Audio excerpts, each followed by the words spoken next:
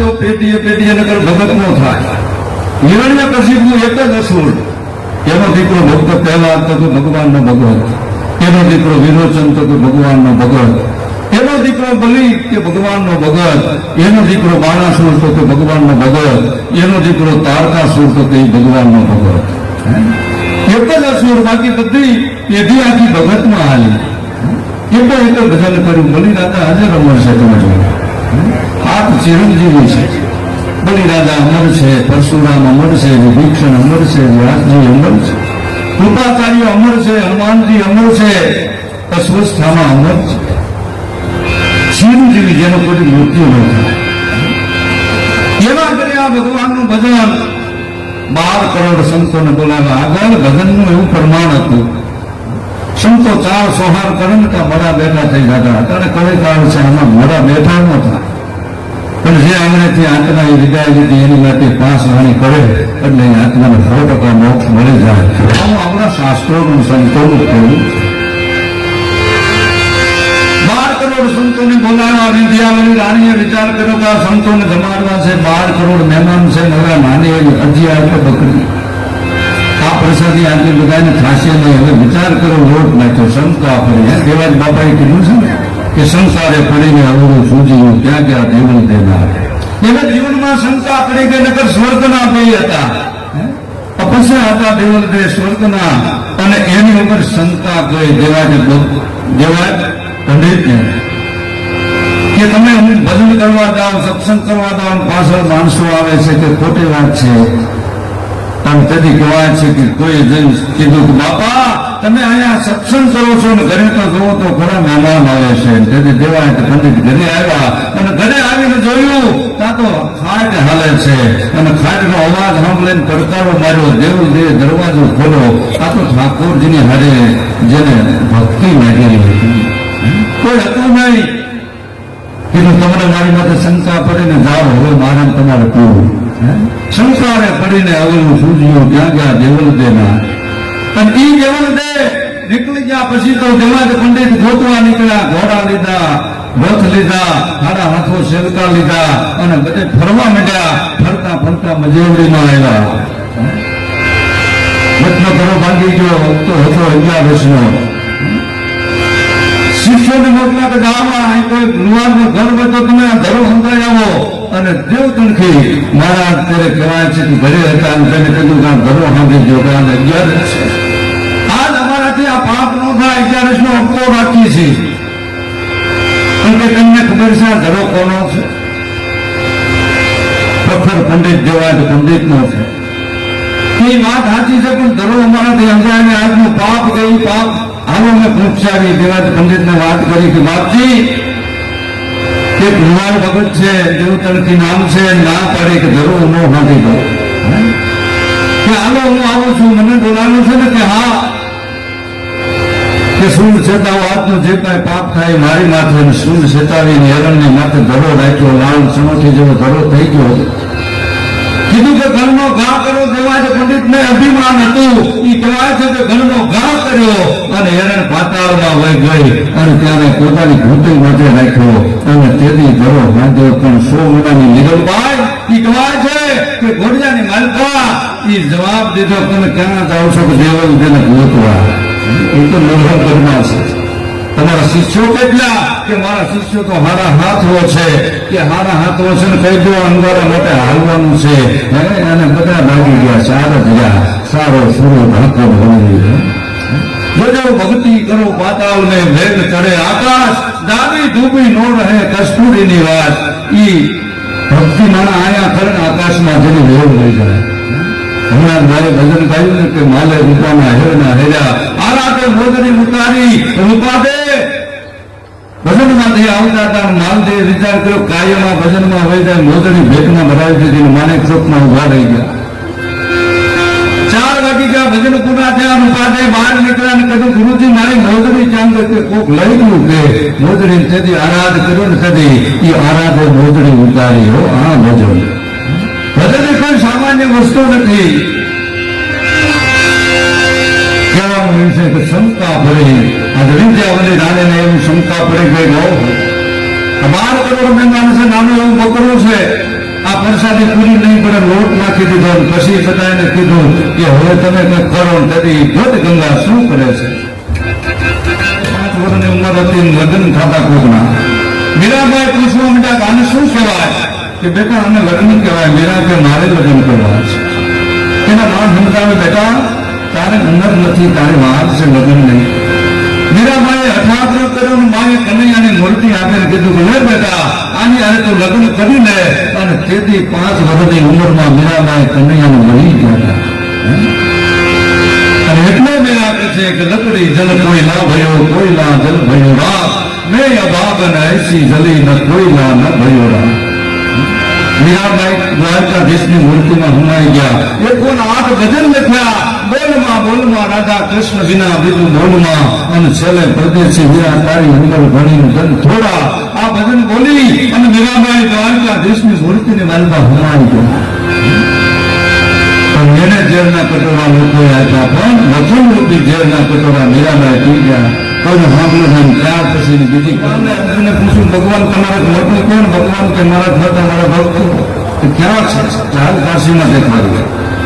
સજન સમૂહ એના ઘરે ભગવાન લઈ ગયા કે બાપુ અત્યારે રાત્રે 11 વાગી ગયા જમવાનું. કે હવે તો ભગવાનની ઈચ્છા, આ તો ભગત હતા, ઘરમાં કાંઈ હતું ને. સંતોને જમાડવા વિચાર કર્યો કે હવે બાપુને લાગનું શું, હાલો ચોરી કરવા જઈએ. જોજો ભક્તિના માર્ગમાં ચોરી કરવા માટે બાપ દીકરો નગર સત્ય દુકાનેથી 2 જણાની રસોઈ લઈ લીધી. આવતા ત્યાં રામરસ યાદ આવી ગયું. બાપુ છોકરો કે ઉભા રહ્યો, હું રામરસ લેતો. રામરસ લેવા ગયો, શેઠિયો જાગી ગયો, માથું બહાર નીકળી ગયું, પગ પકડી લીધા. છોકરો કહેવા માંડ્યો કે બાપુ મારા પગ પકડાઈ ગયા છે, માથું ઉતારી લો. તેથી કટાર મારીને માથું ઉતારી લીધું.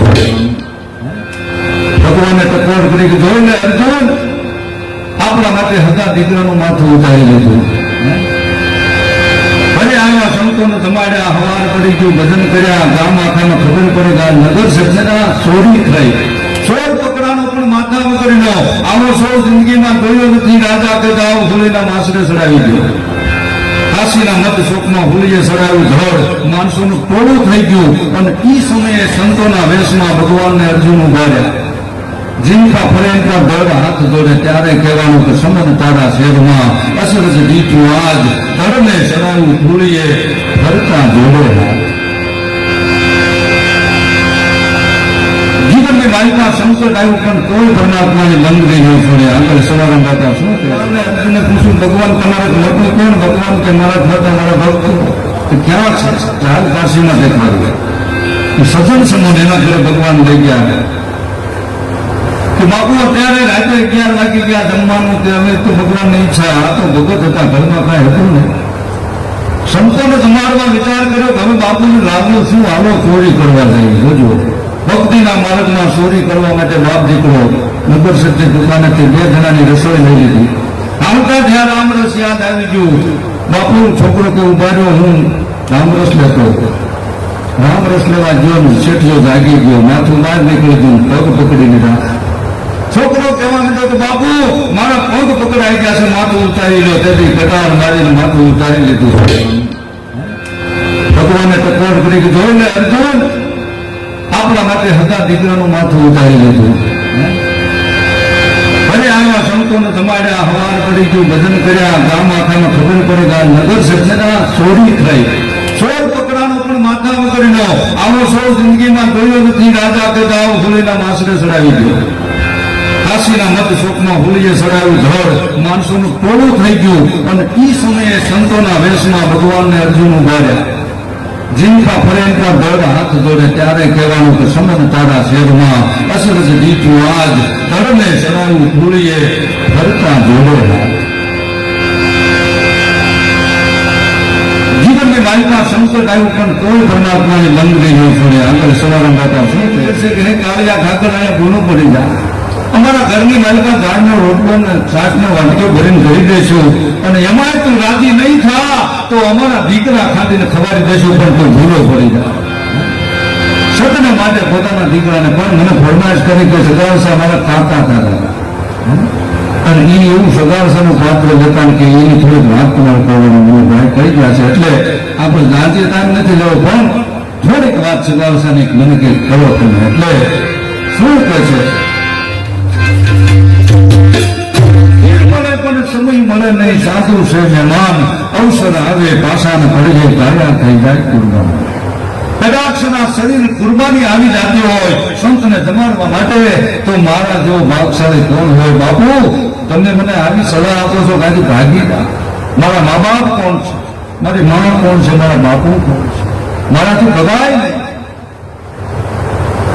અને ઘરે આવ્યો ને દેખતો ધોળી ગદી માયા માવતર મેલી, જેના મોભી રાની માથે તાતે તલવા હતું.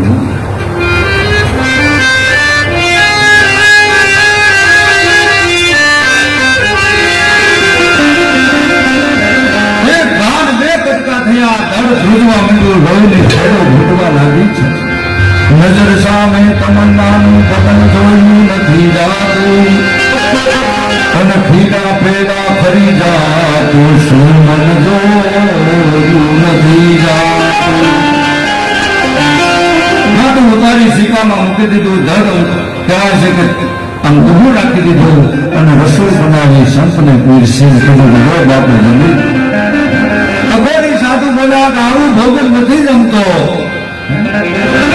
તમને માથું વાળું લાગી ગયું, સિક્કાની વાલપા મૂકી દીધું, ભલા માણા આવું ભોજન મારે નથી જમવું. પૂરા 16 શણગાર સજો આંખે આંધો આંધો હાથમાં સાંભળેલું, ચાંદનિયાની વાલપા પર માથું ખાંડીને મને ખવાડો ને તો મારે જમવું. તમે તાજું બિલખા, એ તાજું તમને દ્રશ્ય થઈ જાય, એ તાજું ચાંદનિયાનું સાંભળેલું જોયું તો એમ થાય કાળિયો ઠાકોર કાલે ઘોડો પડી ગયો છે. અને હરખેથી આનંદા ગાયા, અને સંતની આગળ આવીને કીધું કે લો બાપુ હવે જમી લો. વાત તો ઘણી નાની છે, પણ આપણે ટૂંકમાં વાત લેવી તો એ માથું હાથમાં લઈને ખાંડું જોજો જનેતાએ પોતાના દીકરાના માથા માટે ગોગલા માર્યા. પોતાના કદાચ આવી રીતે કોઈ આવીને એમ કે આપણે ભાને થાય કે ન થાય, પણ આ વાતને હજી જાજો ટાઈમ નથી થયો. સાધુની આગળ પીરસીને કીધું કે લો બાપુ હવે જમીનો એક જ દીકરો હતો, કાપીને તમારી આગળ ધરી દીધો છે. અને અઘોરી સાધુ એવું બોલ્યા કે હવે બીજો દીકરો લાવો અને મારે ભેટો દેવાનો, અને પછી હું જમો. અને તેથી બે મારા એટલું બોલ્યા કે બાપુ હવે અમારે દીકરો નથી બાપ. એને તો કાપી નાખ્યો, હવે અમારો દીકરો નથી. જ્યાં આટલી વાત કરી ત્યારે સાધુ શું બોલ્યા? વાંધિયા મારે ઘરનું જમતો નથી ને આવું ને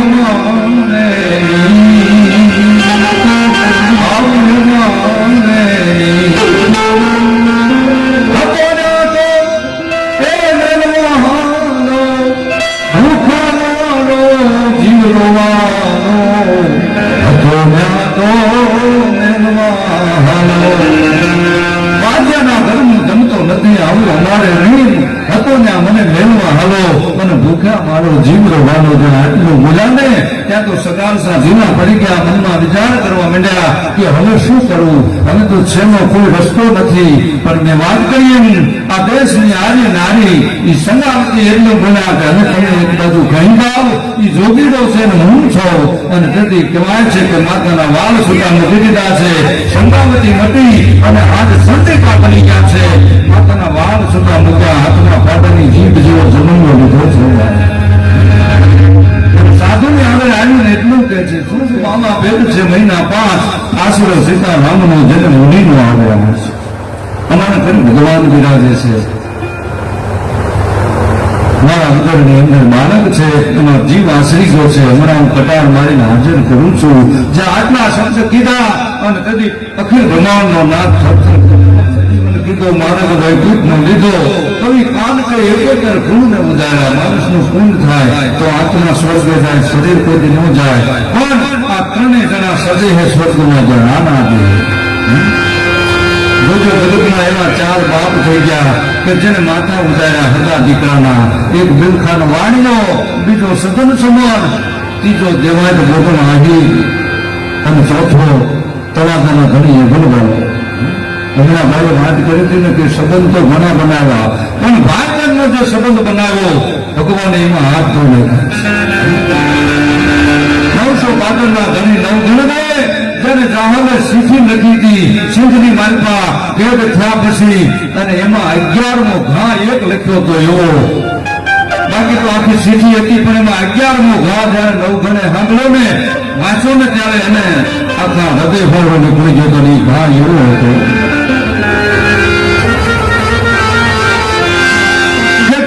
કાજે મારા માના જનાને અને કદી કાંધ સોલંકી ની તે પકડી કદી આગાથી દુધડિયા ગરબા તે કદી થાન ગમે કાન મોતી ખરી આજ બાપ મગરની બેકલડી અને ભાઈ મગરની ભીડ પડી સોલંકીની ઘણી કચેરીની માલિકા એક બાજુ મારે નામ ઉભા હતા અને એક બાજુ મારા બાપુ ઉભા હતા અને કદી સોલંકી એટલું કીધું તું મારા ભાઈ મિત્રને કે છોકરા તારું નામ શું છે કે મારું નામ નવઘણ છે એક વાર બે વાર ને 3 વાર પૂછ્યું ત્યારે મારા બાપે એ મારા ભાઈનું માથું કદી એ સોલંકીની ઘણી કચેરીમાં ઉતારીને જોયું મારા બાપુનું કાળજી નહોતું થડક્યું મારી માનું કાળજી નહોતું થડક્યું હે નવઘણ જો તું આ વાસણ નહીં આવે તો હું તો જીભાન કરીને મરી જાય પણ જગતની માલિકા તારે કઈ હાલવું નહીં આ ભાઈ બહેનો સગોદરનું જો કોઈ નામ લે ને તો આખોથી ખોટું ન બોલે આજ મને વાત કરી કે દાદા હરિશ્ચંદ્ર રાજાનું પાત્ર લેતા કહેવાનું મારું ઈ છે કે આજ હું ને તમે આ સંસાર રૂપી રણભૂમિની માલિકા આવ્યા છે આજ આપણે બધા પાત્ર લઈને આવ્યા છીએ કોઈ ભાઈનું પાત્ર કોઈ બહેનનું પાત્ર કોઈ દીકરાનું પાત્ર કોઈ બાપનું પાત્ર કોઈ માનું પાત્ર આજ ઈ પાત્ર મારે તમારે આ ધરતી માટે રંગભૂમિ માટે ભજવવાના છે જો એ પાત્ર વેશને ભજવવી નહીં ને વેશને લજવો કહેવાય મહારાજા હરિશ્ચંદ્ર ઈશ્વર કુળમાં સૂર્યવંશની અંદર થયા એ શિવકુળ રાજાના દીકરા વિશ્વામિત્ર એટલો બોલ્યા મહારાજ 6 મહિના પહેલા મને આપેલું અધિકાર હોનું મને આપો અને આજમાં નથી આવ્યું વાત તો વધારેથી લીધી છે પણ એટલું કીધું કે તમે મને 6 મહિના પહેલા આપેલું હોનું અધિકાર એનું શું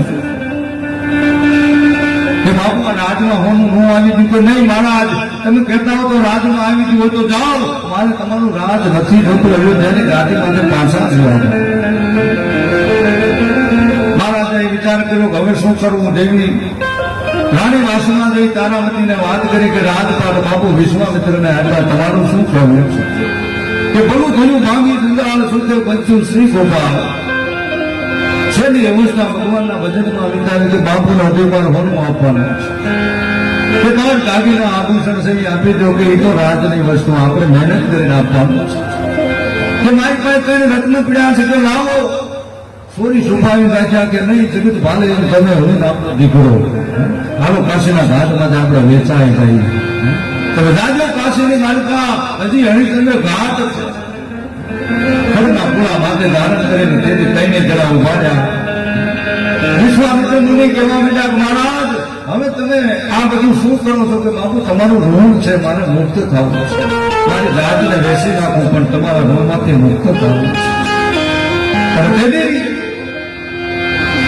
પ્રથમ તારામતીને લેવા કાશી નગરની ગણિકા આવી એટલું કીધું કે આ ભાઈનું શું મૂળ છે કે આને 21,000 હોના મોર કે આંબા હોના મોર એ હોના મોર આપીને કાશીની ગણિકાને બાવડું હતું ત્યારે વિશ્વામિત્ર એટલું બોલ્યા મહારાજ વિચાર કરો ક્યાં તમારા સતી નારીને ક્યાં કાશીની ગણિકા પણ દેખને દેખને બાદાની લાદ કોઈ લાવી દઈ અખિલ બ્રહ્માંડનો નાદ વાનર રૂપ લઈને આવે છે ગણિકાના નાક કાન સોટલા કાપી નાખ્યા બાવડું જાલીને પાછું લાવીને કેજે હાલ્યો આ બાઈ છે અપસુકન્યા છે અને કદી એ કહેવાય છે કે તારામતીને આપી દીધા ચંદ્રસેન નામનો બ્રાહ્મણ આવ્યો તારામતીને લઈ ગયો વજનસેન નામનો માલે આવી રોહિત કુમારને લઈ ગયો હવે તો કાશી નગરી પૂરી થવાની કોઈ હતું નહીં શ્રીમંત માણસો વિયા ગયા હતા છેલ્લે હરિજન વાસ આવ્યો એટલે વિશ્વામિત્રે કીધું મહારાજ હવે આ હરિજન વાત છે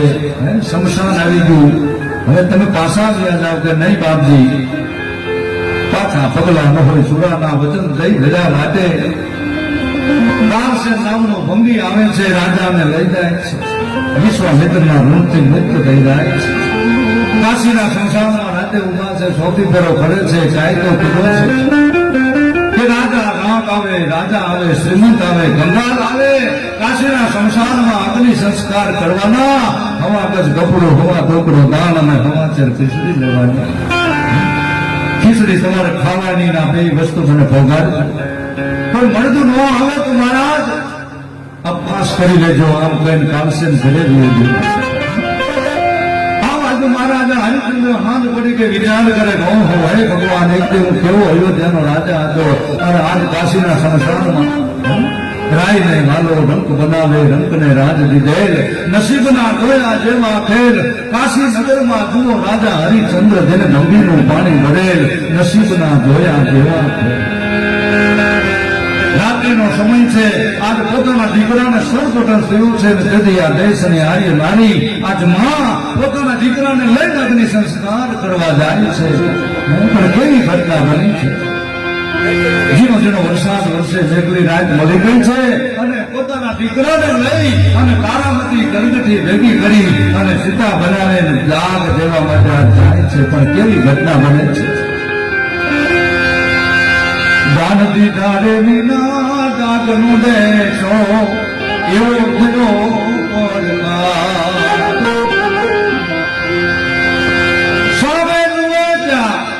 સ્વામી પોતાનો કાઢીને ઉભો કરવા એકલી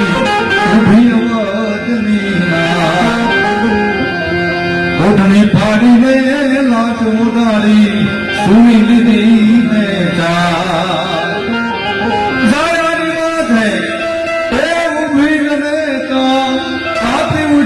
કીર્તાર એકલી ઉભી અવધની. અને દેવી એમ કહે છે કે ઉભા રહી જાઓ, મારા માલિકનો હુકમ છે, દાન આપી દો, પછી તમારા દીકરાને અગ્નિ સંસ્કાર કરો. અંજવાળું મેઘલી મળી છે, વીજળીના સંતાના થાય છે, પણ એ તારામતીએ વિચાર કર્યો. શું કહે છે,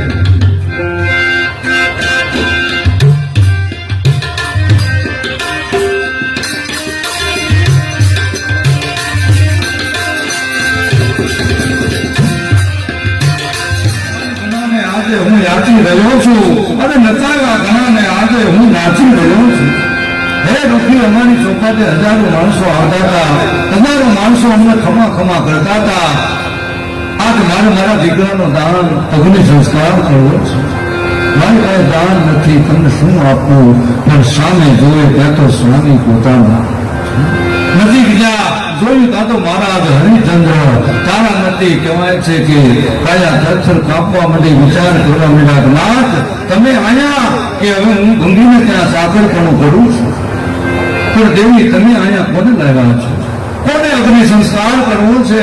કે આપણા દીકરાને સડક દંશ થયો ને એને લાવી છે.